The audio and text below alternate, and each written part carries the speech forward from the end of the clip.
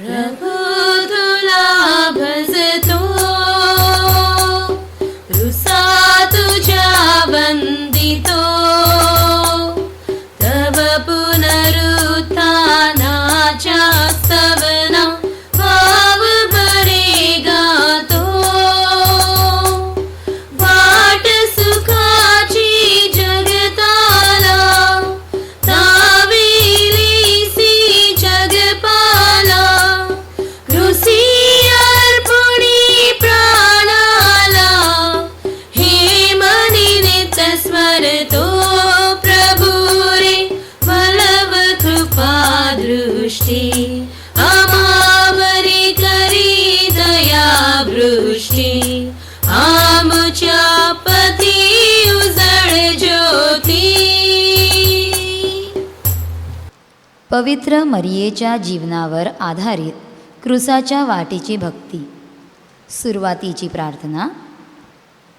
पवित्र मरिया हे देवाला पडलेले एक गुलाबी स्वप्न होते. सर्व स्त्रियांमध्ये धन्य असलेली ती एक आगळी वेगळी स्त्री होती. कृपेने भरलेली, मूळ पापा वाचून संभवलेली. त्या पवित्र मरियेचा जन्म म्हणजे तारणाची मंगल पहाटच जणू. नीतिमत्तेच्या सूर्याचा उदय होण्यासाठी जगाला त्याची चाहूल देणारे सकाळचे नक्षत्र पवित्र मरिया. पापाचा स्पर्श तिच्या निष्कलंक शरीराला झालेला नसल्याने तिला सदेह स्वर्गात घेतले गेले. स्वर्ग आणि पृथ्वीचे राणीपद तिला मिळण्याआधी दुःखाची तलवार, यातनांचा क्रूस आणि वेदनांचा मुकुट या अग्निदिव्यातून तिला जावे लागले होते. वेलेंकनी मातेच्या मध्यस्थीने आपली दुःखे, यातना व वेदना प्रभू परमेश्वराने हलकी करावीत म्हणून आपण प्रार्थना करूया. पहिले स्थान. पोंती पिलात येशूला मरणाची शिक्षा देतो. हे ख्रिस्ता, आम्ही तुला भजतो व तुझी स्तुती करतो, कारण तुझ्या पवित्र क्रूसाद्वारे तू जगाचे तारण केले आहेस. 29-30 वर्ष आपल्या डोळ्यासमोर लहानाचा मोठा झालेला आपला मुलगा एक दिवस आपल्या बाप्तिस्माची तयारी करतो. योहानाच्या हातून यार्देत नदीत बाप्तिस्मा घेतो आणि आपल्या प्रेषित कार्यास प्रारंभ करतो. हे पवित्र मरियेने पाहिले होते. त्याच्या चमत्काराची व प्रसिद्धीची बातमी तिला मिळत होती, परंतु त्याचबरोबर एक प्रकारची धाकधूक तिच्या मनात वाढत होती. प्रसिद्धी बरोबर शास्त्री परुषी, याजक वर्ग याचा रोष ही येशू आपणावर ओढून घेत आहे हे ऐकून मरिया बेचैन होत होती. आणि एक दिवस व्हायचे तेच झाले. आपल्या मुलाला अटक करण्यात आलेले आहे. त्याला हेरोद, पिलात, मुख्य याजक याच्या वाड्यातून फिरविले जात आहे. ही भयानक वार्ता मरियेच्या कानावर आदळली. इतकेच नव्हे तर पिलादाने त्याला मरणदंडाची शिक्षा दिलेली आहे हे समजताच तिचा जीव घाबराघुबरा झाला. आपल्या मनातील धाकधूक, धास्ती, चिंता, अस्वस्थता व बेचैनी आपण पवित्र मरियेच्या चरणी ठेवूया. हे प्रभू, आम्हावर दया कर. हे प्रभू, आम्हावर दया कर. दुसरे स्थान. येशू आपला क्रूस स्वीकारतो.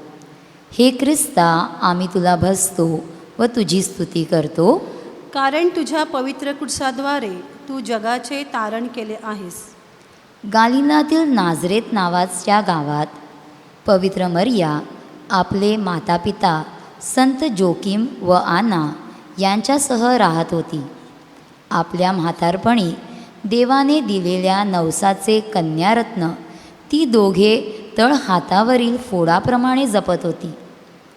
15-16 वर्षाच्या कुमारिकेला प्रभूच्या कृपेत वाढविण्यास ते धडपडत होते. सदाचारी व नीतिमान मातापित्याच्या जडणघडणीमुळे पवित्र मरिया आनंदाचे व शांतीचे जीवन जगत होती. सर्व काही व्यवस्थित सुरू असताना अचानक शुभ्र वस्त्रधारी गाब्रियल देवदूत तिच्याकडे येतो आणि देवाचा निरोप तिला देत म्हणतो, हे कृपा पावलेली स्त्रिये, नमस्कार, प्रभू तुझ्यामध्ये आहे. तू गर्भवती होशील, तुला पुत्र होईल. आपल्या हृदयावर कोणीतरी मणभर वजनाचा दगड ठेवीत आहे की काय अशी जाणीव तिला होते. हे योसेफाला कसे सांगावायचे? लोक काय म्हणतील? हे कसे शक्य होईल? असंख्य प्रश्नांनी वेढलेल्या विचारांचा क्रूस पवित्र मरियेने आपल्या अंतःकरणात 9 महिने बाळगला. आपल्यालाही जीवनातील विविध प्रकारचे क्रूस खांद्यावरून घेऊन आपण प्रभू येशू व पवित्र मरियेसह ही वाट चालूया. हे प्रभू आम्हावर दया कर. हे प्रभू आम्हावर दया कर. तिसरे स्थान, येशू पहिल्यांदा क्रुसाखाली पडतो. हे ख्रिस्ता, आम्ही तुला भजतो व तुझी स्तुती करतो, कारण तुझ्या पवित्र क्रुसाद्वारे तू जगाचे तारण केले आहेस. देवपुत्र प्रभू येशू ख्रिस्त याची माता होण्याची जबाबदारी एखाद्या भल्या मोठ्या क्रुसाखाली पवित्र मरियेने आपल्या खांद्यावर घेतली. अलिशेबेची भेट आणि येशूचा जन्म या 2 सुखद घटनांनंतर लगेचच ही वाट खूप खडतळ आहे असे तिला जाणू लागले. नाताळचा आनंद सरतो ना सरतो तोच योसेफाने तिला सांगितले, हेरोद राजा हा बाळाला ठार मारण्यासाठी त्याचा शोध घेणार आहे. एखाद्या मोठ्या भाराचे ओझे न पेलवल्यामुळे मनुष्य जमीनदोस्त व्हावा तशी मरियेची गत झाली. परमेश्वराने आपल्या हाती सोपविलेले त्याचे बाळ हेरोदाच्या तलवारीचा बली पडेल की काय या धास्तीने पवित्र मरिया अगदी कोसलून पडली. ठेचाळत, अडखळत, पडत उठत मरिया योसेफाने मिसर देशात पलायन केले. तेथले जीवनही काही सुखी नव्हते. तप्त भट्टीच्या त्या देशात असुरक्षितेची भावना त्यांना होरपळून काढत होती. आपल्या जीवनात ज्या गोष्टी आपल्या कौटुंबिक स्वास्थ्याला व शांतीला हानिकारक आहेत त्या पवित्र मरियेच्या चरणी आपण अर्पण करूया. हे प्रभू आम्हावर दया कर. हे प्रभू आम्हावर दया कर. चौथे स्थान, येशू आपल्या आईला भेटतो. हे ख्रिस्ता, आम्ही तुला भजतो व तुझी स्तुती करतो, कारण तुझ्या पवित्र क्रूसाद्वारे तू जगाचे तारण केले आहेस. येशूच्या कार्याची कीर्ती जशी चहूकडे पसरली होती तितक्याच वेगाने त्याच्या अटकेची बातमी वणव्यासारखी सर्वत्र जाऊन धडकली. मरियेला ती बातमी समजताच ती तत्काळ येशूच्या भेटीस निघाली. नाझरेथाहून येरुशलेमाला येईपर्यंत येशूच्या मरणदंडाची शिक्षा देण्याचा निर्णय झालेला होता. येशू क्रूस खांद्यावर घेऊन निघाला होता. तोच मरिया तिथे येऊन पोचली. आपल्या पोटाचा गोळा त्या अवस्थेत पाहून शिमोन संदेष्ट्याने केलेले भाकीत तिला आठवले. तिची आणि येशू ख्रिस्ताची क्षणभर नजरानजर झाली. चेहरा रक्ताने माखलेला, डोक्यावर काट्यांचा मुकुट, खांद्यावर भला मोठा क्रूस, मरियेने शिवलेल्या अंगरक्याचे चिंध्या, हे सर्व पाहून तिच्या हृदयातून दुःखाची तरवार आर पार गेली. मुकाटपणे इतर स्त्रियांच्या घोळक्यात ती येशूसह काल्वारीच्या दिशेला क्रूसाची वाट चालू लागली. दुःखी माता, व्यसनी मुलांची माता, हाताबाहेर गेलेल्या तरुणांची आई, अशा सर्वांच्या वेदना आपण पवित्र मरियेच्या पायापाशी ठेवूया. हे प्रभू आम्हावर दया कर. हे प्रभू आम्हावर दया कर. आई माऊली आमची, येशूची आई मरिये, लेकरांसाठी सदा विनती कर मरिया माते. आई माऊली आमची, येशूची आई मरिये, लेकरांसाठी सदा विनती कर मरिया माते. दुःखाचा क्रूस वाहण्यास, येशूच्या मागे जाण्यास, शक्ती मागे येशू चरणी. आई माऊली आमची, आई माऊली आमची, येशूची आई मरिये, लेकरांसाठी सदा विनती कर मरिया माते. आई माऊली आमची, येशूची आई मरिये, लेकरांसाठी सदा विनती कर मरिया माते. दुःखाचा क्रूस वाहण्यास, येशूच्या मागे जाण्यास, शक्ती मागे येशू चरणी. आई माऊली आमची,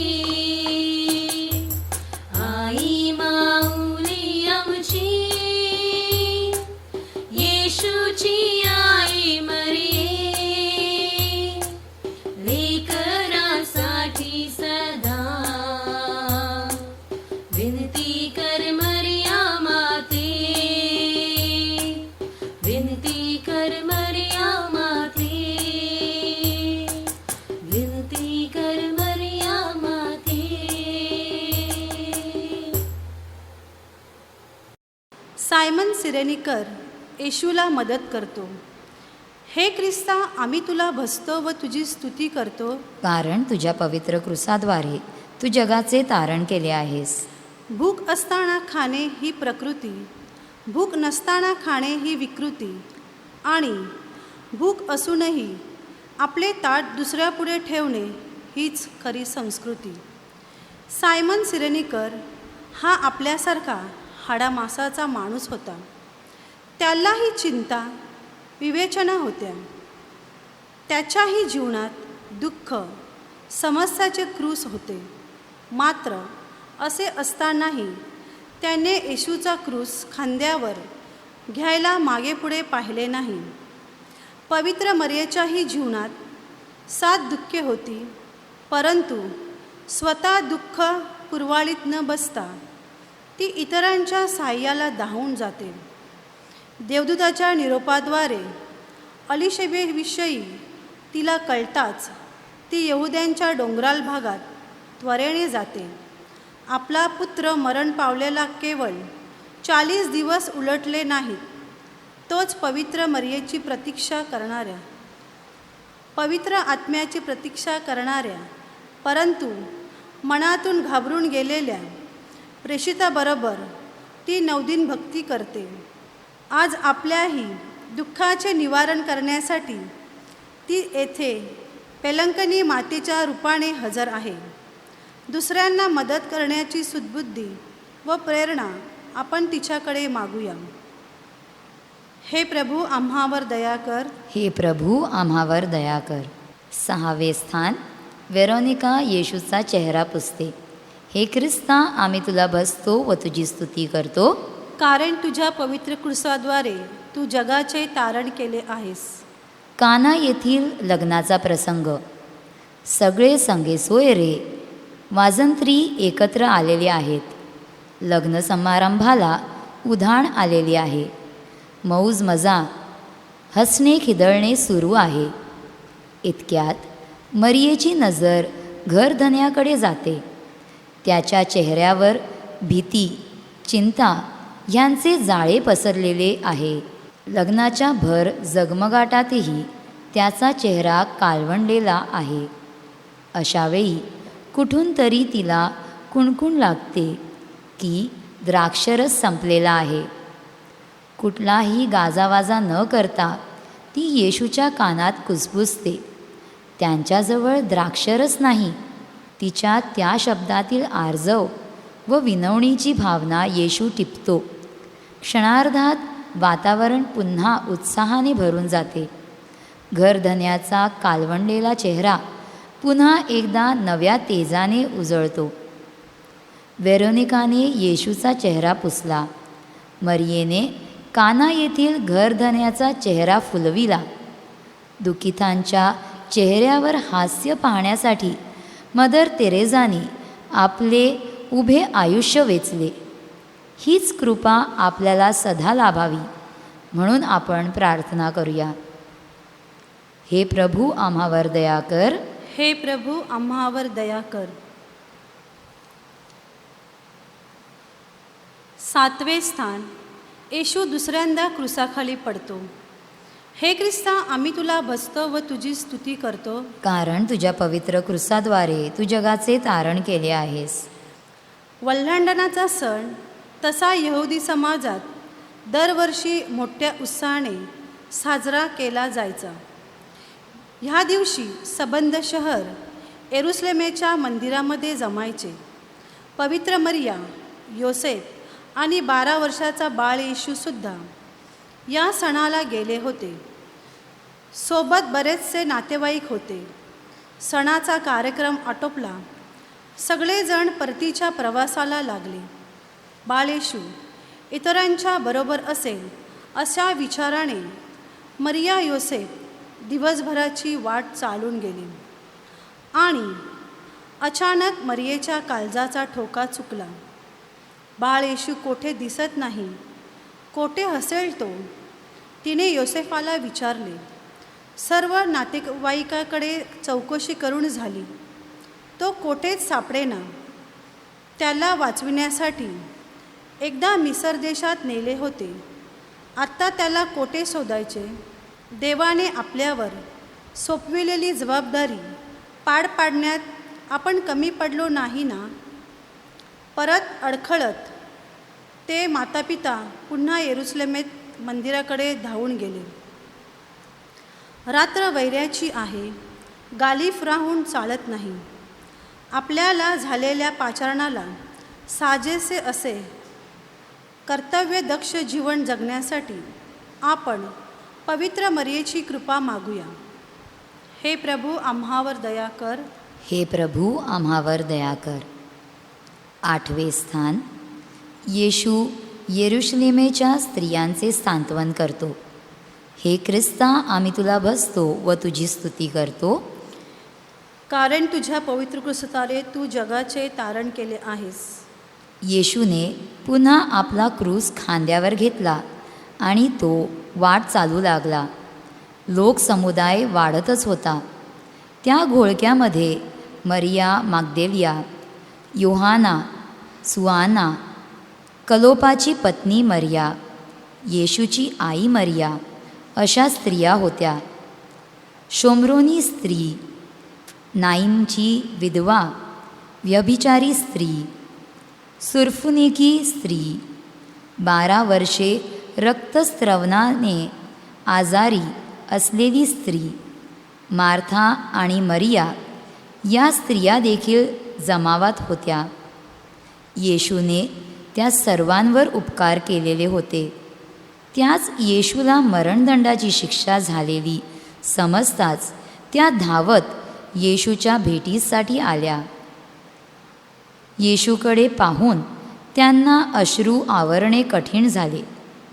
मात्र आपल्या खांद्यावर क्रूसाचे ओझे असूनही, काटे डोक्याला बोचत असूनही, हातापायांना गुडघ्यांना मार बसलेला असूनही येशूच्या तोंडून सांत्वनाचे शब्द बाहेर पडतात.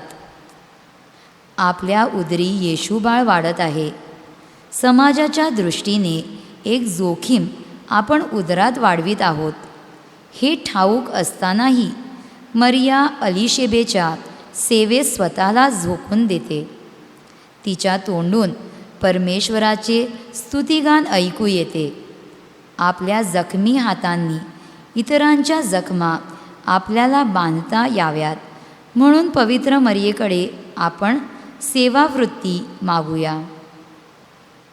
हे प्रभू आम्हावर दया कर. हे प्रभू आम्हावर दया कर. मुलाकात जीवे प्रभु परमेशा, तुझी एक आशा माझी होती. मुलाकात जीवे प्रभु परमेशा, तुझी एक आशा माझी होती. हा केला तू माझ्या देत नाही साद, कायमी प्रमाद केला सांग. उजेड असता तुझ पुकारितो, परिया भेरितो मजला का. मला का त्यजिले प्रभु परमेशा, तुझी एक आशा माझी होती. मला का त्यजिले प्रभु परमेशा, तुझी एक आशा माझी होती.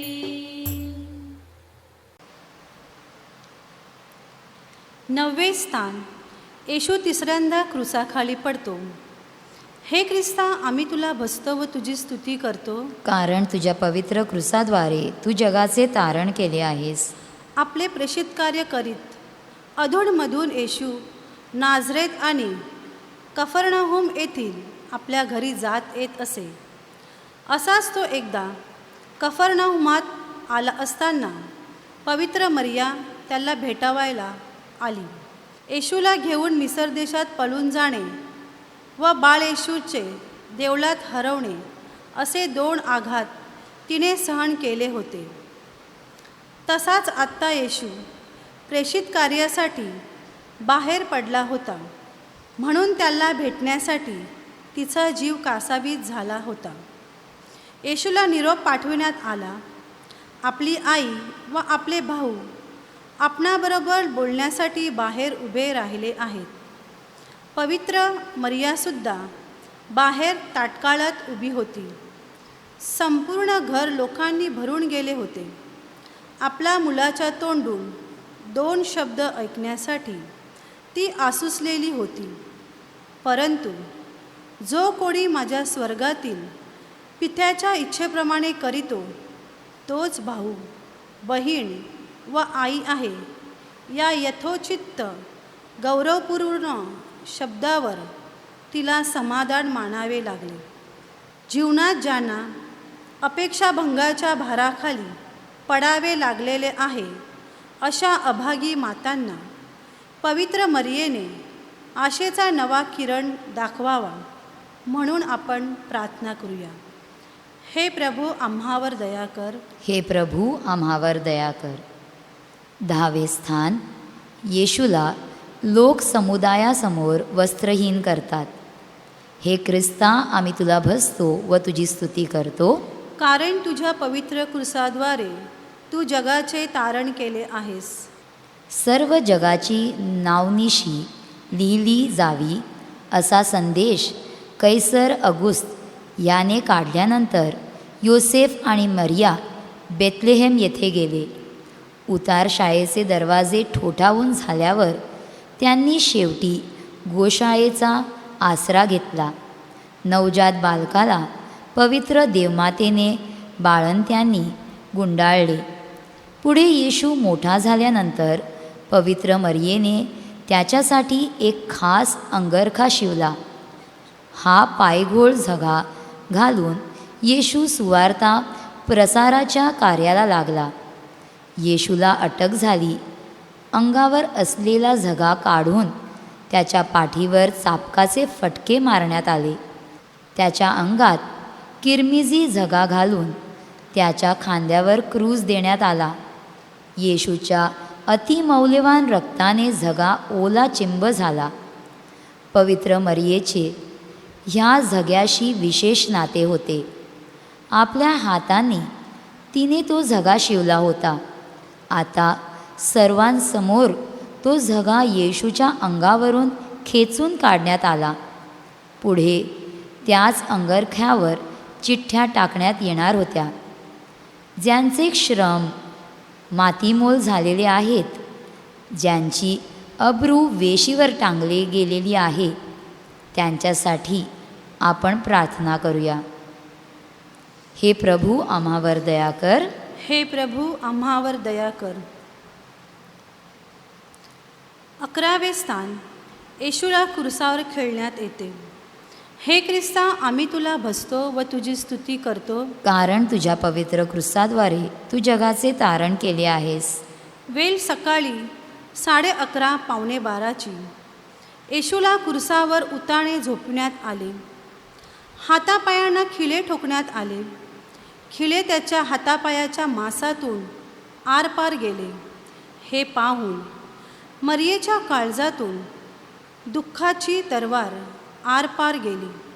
येशूच्या हातापायातून रक्त भळभळा वाहू लागले. ते पाहून मरियेच्या रक्ताचे पाणी पाणी झाले.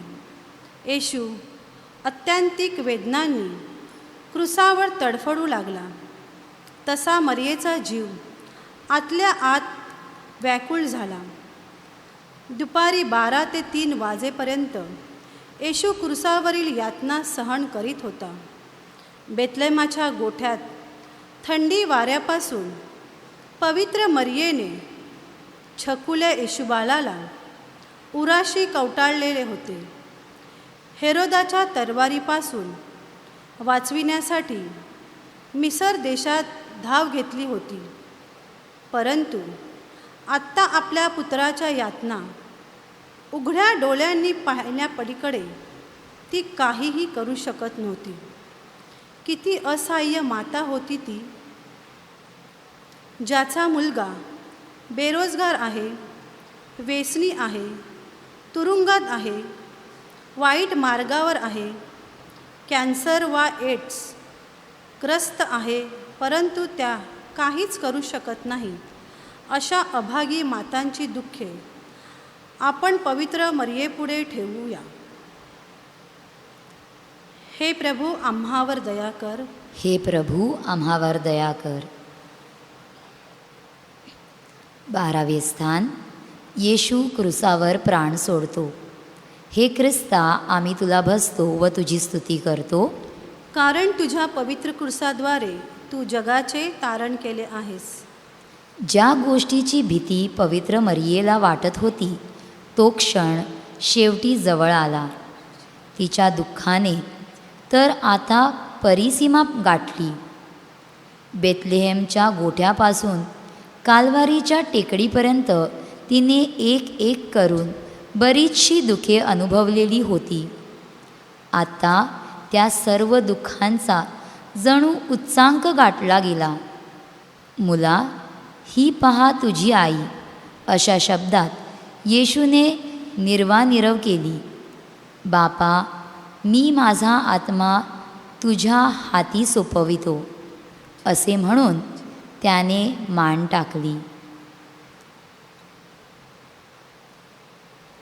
आपल्या मुलाने अखेरचा श्वास घेतलेला पाहून मरियेचा श्वास कोंडला. सर्वत्र अंधकार पसरला. मरियेच्या मनाच्या आभाळात असंख्य प्रश्नांचे ढग निर्माण झाले. त्याच्या राज्याचा अंत होणार नाही, असे देवदूताने सांगितले होते. मग आता हे वास्तव तिने कसे स्वीकारायचे? तशातच शताधिपतीने येशूच्या कुशीत भाला भोसकला. ते पाहून मरिया दुःखसागरात बुडाली.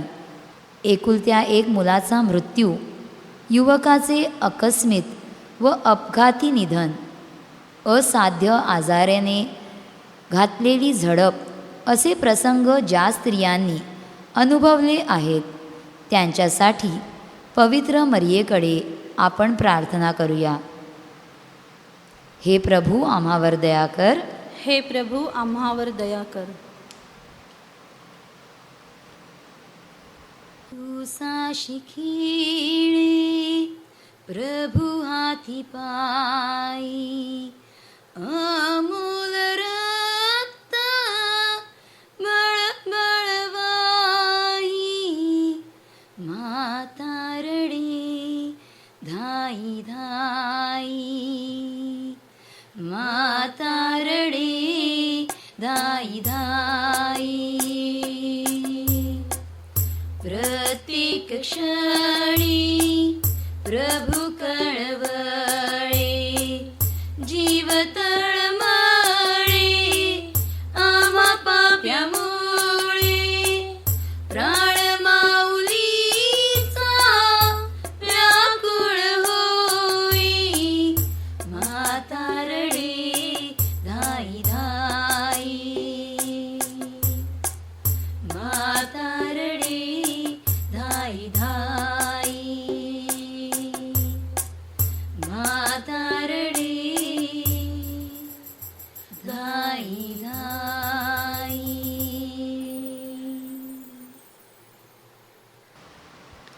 तेरावे स्थान. येशूचे मृत शरीर मरियेच्या हाती दिले जाते. हे ख्रिस्ता, आम्ही तुला भजतो व तुझी स्तुती करतो, कारण तुझ्या पवित्र क्रूसाद्वारे तू जगाचे तारण केले आहेस. छिन्न विच्छिन्न झालेले, रक्ताने माखलेले येशूचे शरीर क्रूसावरून काढण्यात आले. नुकताच मांसाचा लोळागोळा झालेला तो देह पवित्र मरियेच्या मांडीवर ठेवण्यात आला. वादळ वाऱ्याला धमकिवणारा, एका शब्दात हजारो दुष्टात्म्यांना पिटाळून लावणारा सामर्थ्यशाली येशू आत्ता मृत होऊन तिच्या मांडीवर निपचित्त पडलेला होता. करुणायुक्त नजर असलेले त्याचे डोळे आत्ता शांतपणे बंद झालेले होते. अधिकारवाणीने शिकवण देणारे त्याचे होठ निवांतपणे मिटलेले होते. तशी पवित्र मरिया येहुद्या समाजातील अनेक अंत्यविधींना उपस्थित राहिलेली असेल. नाईमाच्या विधवेप्रमाणे व बेथाणीच्या मार्था मरियाप्रमाणे तिनेही आपल्या कुटुंबातील व नात्यातील अंत्यविधीमध्ये सहभाग घेतलेला असेल. परंतु आत्ता स्वतःच्या पुत्राच्या अंत्यविधी ती काळजावर दगड ठेवून पार पाडत होती. ज्याचा अंत्यविधी करण्यासाठी कोणी नाही अशा हॉस्पिटलच्या शवगृहातील मृत भाविकांची व परदेशात मरण पावलेल्या मुले ज्यांना अखेरचा निरोप देता आलेला नाही अशा व्यक्तीची आठवण करून त्यांना पवित्र मरियेच्या हाती सोपूया. हे प्रभू आम्हावर दया कर. हे प्रभू आम्हावर दया कर. 14वे स्थान. येशूला थडग्यात ठेवतात. हे ख्रिस्ता, आम्ही तुला भजतो व तुझी स्तुती करतो, कारण तुझ्या पवित्र क्रूसाद्वारे तू जगाचे तारण केले आहेस. बाळ येशूच्या जन्माच्या वेळी पूर्वेकडील 3 मागी लोकांनी सोने, ऊद आणि गंधरस ह्या भेटवस्तू आणल्या होत्या. आपल्या संपूर्ण प्रेषित कार्यात येशूने आपण राजांचा राजा आणि सर्वश्रेष्ठ याजक आहोत हे सिद्ध केलेले होते. संदेष्ट्यांची भूमिका बजावताना त्याला मरणदंडाची शिक्षाही ठोठावण्यात आलेली होती. आता त्याच्या अंगाला गंधरस राहून निकोदेमेस व अरिमथाईकर योसेफ यांनी येशूचे शरीर तागाच्या स्वच्छ वस्त्रात गुंडाळले व कबरेत ठेवले. गाय वासरांची जशी ताटातूट व्हावी तशी येशू व मरिया ह्या मायलेकरांची ताटातूट मृत्यूने केलेली होती. बाहेर आणि मनातही अंधार भरलेल्या अवस्थेत कबरेच्या तोंडावर धोंडा लोटून मंडळी तिकडून निघाली. मरियेने देखील या सर्व गोष्टी आपल्या अंतःकरणात ठेवल्या. दुःख अति झालं की शब्द फुटेनासे होतात. मरियेच्या मनातही भयाण स्मशान शांतता पसरली. दफनभूमीत पुरलेल्या सर्व मृत भाविकांची आपण येथे आठवण करूया. दुःखितांचे सांत्वन असलेल्या पवित्र मरियेकडे आपण एकमेकांसाठी प्रार्थना करूया. हे प्रभू आम्हावर दया कर. हे प्रभू आम्हावर दया कर. शेवटची प्रार्थना. हे प्रभू येशू, तू माझकरिता किती क्लेश सोसलेस, माझवर किती माया केलीस हे मला आता समजले आहे. तुझे कष्ट व यातना न्याहाळून मला माझ्या पापाचा वीट आला आहे. मी सर्व पाप प्रसंगापासून दूर राहीन.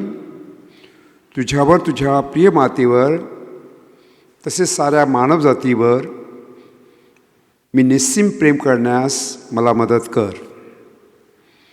तो आम्हासाठी मरणापर्यंत नव्हे तर क्रूसाच्या मरणापर्यंत आज्ञाधारक झालास. मी तुझ्या सर्व आज्ञा पाळाव्यात म्हणून तुझ्या 5 पवित्र घायामुळे मला सर्व तऱ्हेची कृपादानं दे.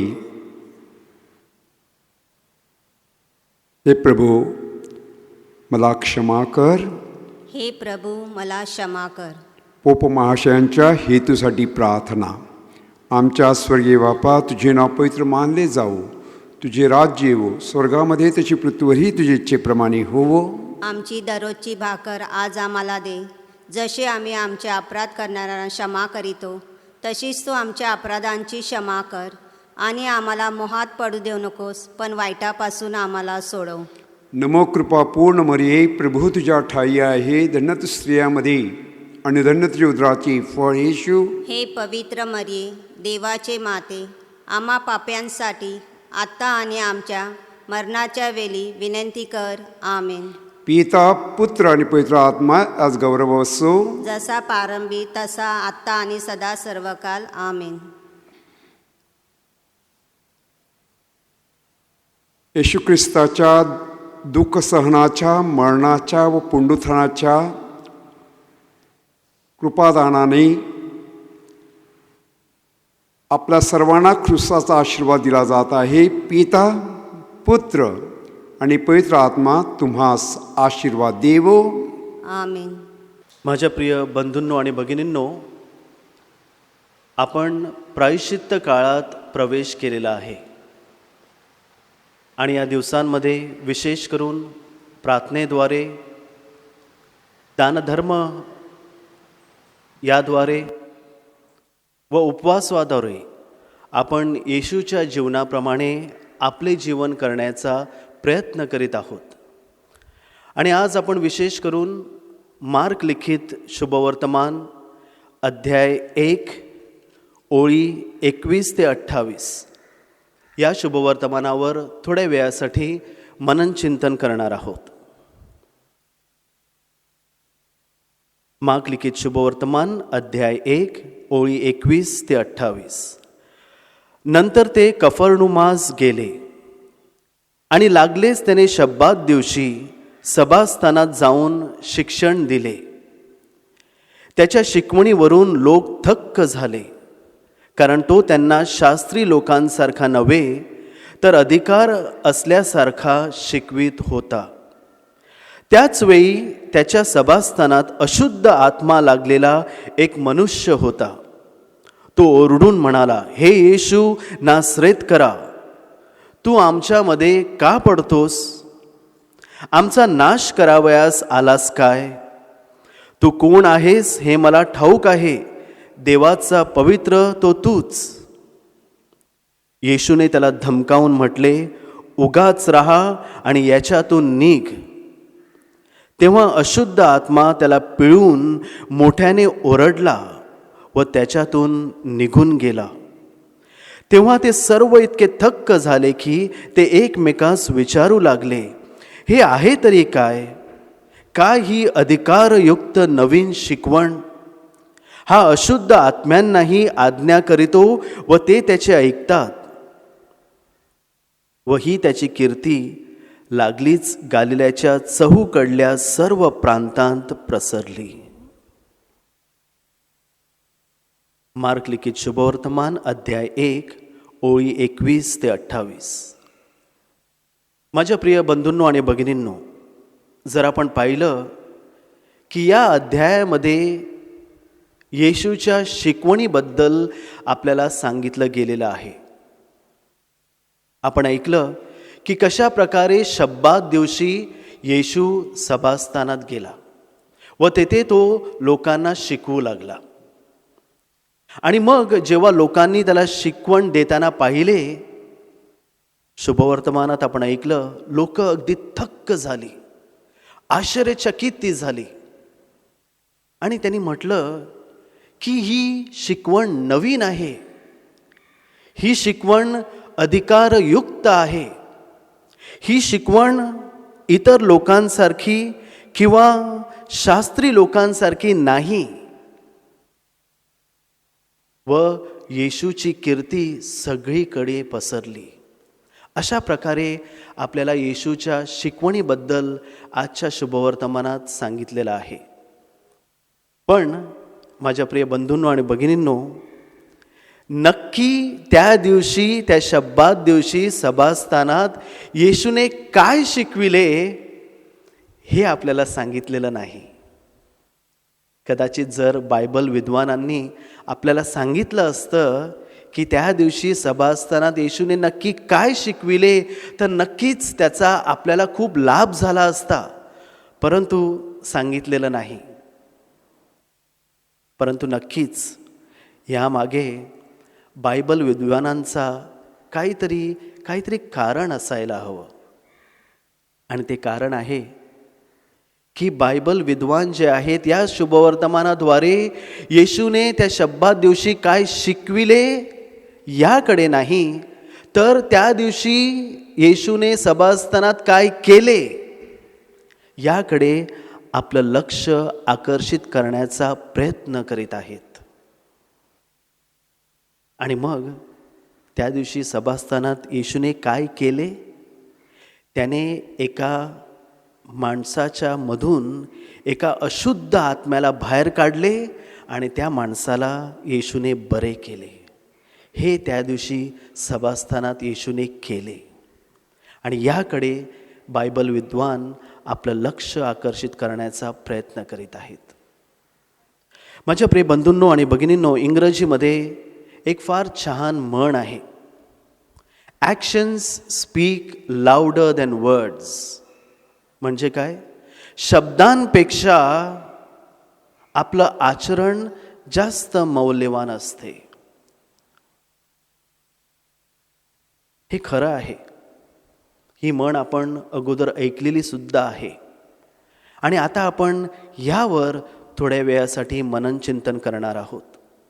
कारण जेव्हा आपण येशूच्या दुःख सहनावर मननचिंतन करतो, तेव्हा आपले शब्द कसे आहेत, आपले विचार कसे आहेत, आपलं आचरण कसं आहे, यावर मननचिंतन करणं फार गरजेचं आहे. माझ्या प्रिय बंधूंनो आणि भगिनींनो, जेव्हा एखाद्या व्यक्तीचे विचार किंवा त्याचे शब्द आणि त्याच्या आचरणामध्ये जेव्हा समांतर असते, अंतर नसते, तेव्हा ही व्यक्ती इतर लोकांचा विश्वास जिंकू शकते. हा फार मोठा फायदा होतो जेव्हा आपले शब्द आणि आपले आचरण एका प्रकारचे असतात. विचार करा, आपले शब्द एक, आचरण दुसरे. असं जर झालं तर लोक आपल्यावर विश्वास करणार नाहीत. ते म्हणतील की याचे फक्त शब्द आहेत, कृत्य नाहीत. एक तुम्हाला छोटंसं उदाहरण मी देतो. एका कुटुंबाचं उदाहरण घ्या. कुटुंबामध्ये आई आहे, वडील आहेत, मुलं आहेत, आजी आजोबा आहेत, इतर मंडळी आहेत. आणि एके दिवशी, आजकाल मुलांजवळ सुद्धा फोन आहेत, मुलांच्या मोबाईलवर एक फोन येतो आणि लागलेच वडील जे आहेत फोन उचलतात आणि एका मित्राचा फोन आलेला आहे आणि तो मित्र विचारतो की हा मुलगा घरी आहे का. आणि मग मुलगा घरीच आहे, घरीच बसलेला आहे, पण वडील सांगतात तो घरात नाही, कारण त्यांना आपल्या मुलाला बाहेर पाठवायचं नाही. आणि मुलगा हे सगळं बघत आहे. आई वडील जे असतात हे त्यांचं कर्तव्यच आहे, परंतु नेहमी आपल्या मुलांना खूप ज्ञान देत असतात. त्यांना नेहमी सांगत असतात खोटं बोलायचं नाही, चांगलं वागायचं, मोठ्यांचा आदर करायचा. परंतु या एका कृत्याद्वारे, त्या फोन कॉलद्वारे त्या लहान मुलाला कळलं की आपले वडील जे आहेत यांनी खोटं बोललेलं आहे. ते मला एक शिकवित आहेत, परंतु स्वतः दुसरंच काहीतरी करत आहेत. हे अनेक वेळेला माझ्या प्रिय बंधूंनो आणि भगिनींनो आपल्या जीवनात होत असतं, आपल्या कुटुंबामध्ये आपण हे पाहत असतो. आणि म्हणून मी म्हटलं की जेव्हा आपले शब्द आणि आपले आचरण एका प्रकारचे असतात, तेव्हा आपण इतरांचा विश्वास जिंकू शकतो, देवाचा विश्वास आपण जिंकू शकतो, स्वतःवर आपण विश्वास करू शकतो. हा फार मोठा फायदा आहे. दुसरा फायदा आहे माझ्या प्रिय बंधूंनो आणि भगिनींनो, जेव्हा आपले शब्द आणि आपले आचरण एका प्रकारचे असते, याचा दुसरा फायदा आहे की आपण नेहमी निरोगी राहू शकतो. We can stay healthy. जर कोणी एखादी व्यक्ती आहे जी बोलते एक, करते एक, मग लोकांना वाटते या व्यक्तीला काहीतरी प्रॉब्लेम आहे, ही व्यक्ती सशक्त नाही, अशक्त आहे. That person is not healthy but unhealthy. कारण ही व्यक्ती बोलते एक आणि करते एक, काहीतरी प्रॉब्लेम आहे. आणि म्हणून हा फार मोठा फायदा आहे. जेव्हा आपले शब्द आणि आपले आचरण एका प्रकारचे असते, तेव्हा आपण निरोगी बनू शकतो, आपल्याला आरोग्य लाभू शकते. माझ्या प्रिय बंधूंनो आणि भगिनींनो, पुन्हा एकदा आजच्या शुभवर्तमानाकडे वळूया. मी तुम्हाला सांगितलं की येशूने त्या दिवशी सभास्थानात काय शिकवण दिली हे आपल्याला सांगितलेलं नाही, पण त्या दिवशी सभास्थानात येशूने काय शिकवण दिली हे जाणण्याची सुद्धा काहीच आवश्यकता नाही. कारण पूर्ण बायबल जे आहे हे देवाचा शब्द आहे, हीच देवाची शिकवण आहे. पूर्ण बायबल ही देवाची शिकवण आहे. आणि म्हणून नक्कीच आपण एक अनुमान लावू शकतो की त्या दिवशी, शब्बात दिवशी, सभास्थानात येशू कदाचित याच विषयावर लोकांना शिकवण देत असावा. परंतु मी तुम्हाला सांगितलं की या शुभवर्तमानामध्ये त्या दिवशी येशूने काय केले याकडे बायबल विद्वान आपला लक्ष आकर्षित करीत आहेत. आणि माझ्या प्रिय बंधूंनो आणि भगिनींनो, बायबलमध्ये एक चांगली शिकवण आहे अशुद्धपणाबद्दल. अशुद्धपणा म्हणजे काय? मार्ग लिखित शुभवर्तमान अध्याय 7 ओळ 20 आणि पुढे यात लिहिलेलं आहे. आणखी तो म्हणाला, जे माणसांतून बाहेर निघते तेच माणसाला भ्रष्ट किंवा अशुद्ध करीते. कारण अंतून म्हणजे माणसाच्या अंतःकरणातून वाईट विचार निघतात, जार कर्मे, चोऱ्या, खून, व्यभिचार, लोभ, दृष्टपणा, कपट, कामातुरपणा, हेवा, शिव्यागाळी, अहंकार, मूर्खपणा, या सर्व गोष्टी आतून बाहेर निघतात व त्याच माणसाला भ्रष्ट किंवा अशुद्ध करतात.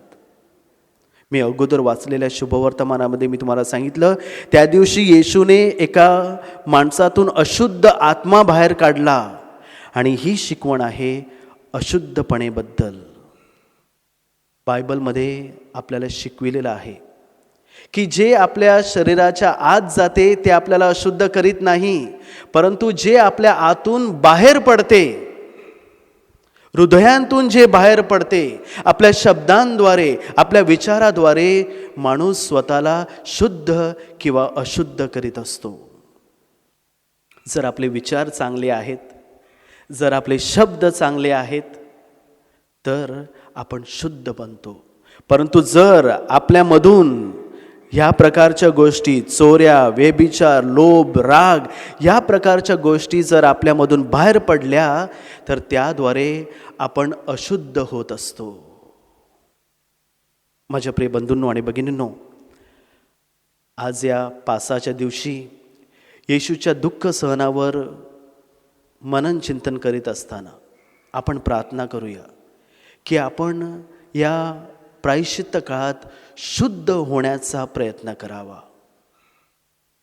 प्रत्येकामध्ये अशुद्ध आत्मा आहे, येशूने तो बाहेर काढावा. येशूची शिकवण नेहमी आपल्या डोळ्यासमोर असावी.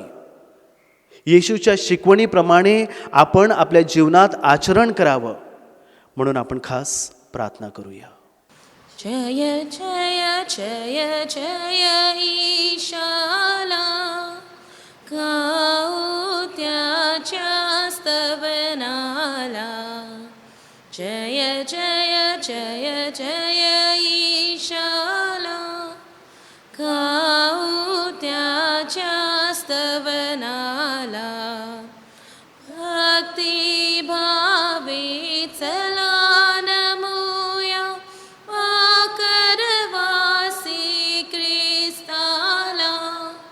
पूर्ण नवीनतम उपासना ही अंत जुन्याचा हो झाला. गहन इंद्रिया हे हो गुण, गोचर केवल श्रद्धेला. गोचर केवल श्रद्धेला. जय जय जय जय ईशाला, गाऊ त्याच्या स्तवनाला. जय जय जय जय ईशाला, गाऊ त्याच्या स्तवनाला. जय जय जय जय ईशाला, गाऊ त्याच्या स्तवनाला. Prayer for Mumbai in India. Our Father in heaven, hallowed be thy name, thy kingdom come. Thy will be done on earth as it is in heaven. Give us today our daily bread. Forgive us our trespasses, as we forgive those who trespass against us. Do not bring us to the test, but deliver us from evil. Amen.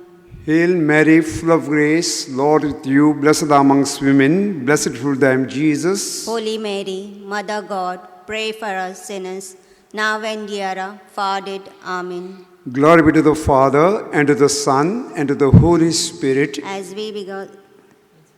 As was beginning, is now, and ever shall be, world without end. Amen.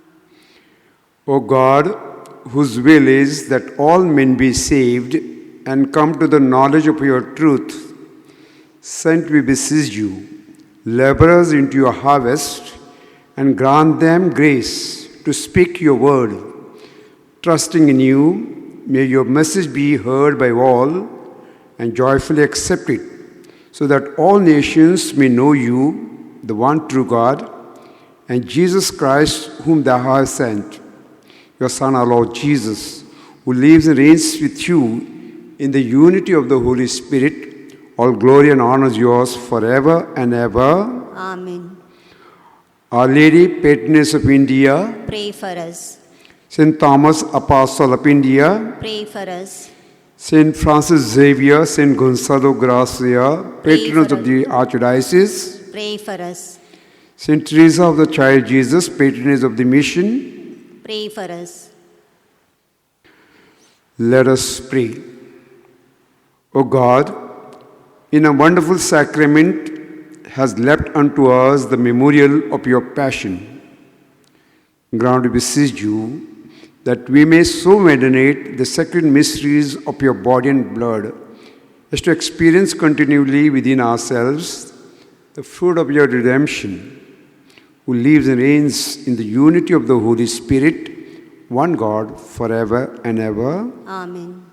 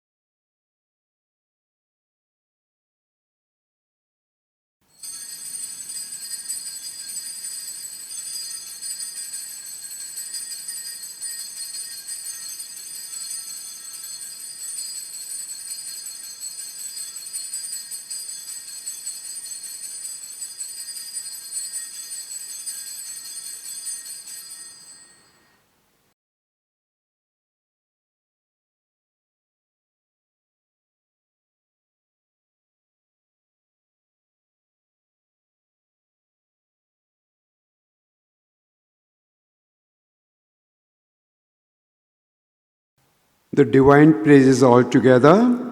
Blessed be God, blessed is the holy name, blessed be Jesus Christ, true God and true man, blessed is the name of Jesus, blessed is most sacred heart, blessed is most precious blood, blessed is Jesus in the most holy sacrament of the altar, blessed is the Holy Spirit, the Paraclete, blessed is the great Mother of God, Mary most holy, blessed is holy and immaculate conception, blessed glorious Assumption, blessed is the name of Mary, Virgin and Mother, blessed be Saint Joseph, her most chaste spouse, blessed is God in his holy angels and his saints. माझे कुरसाचा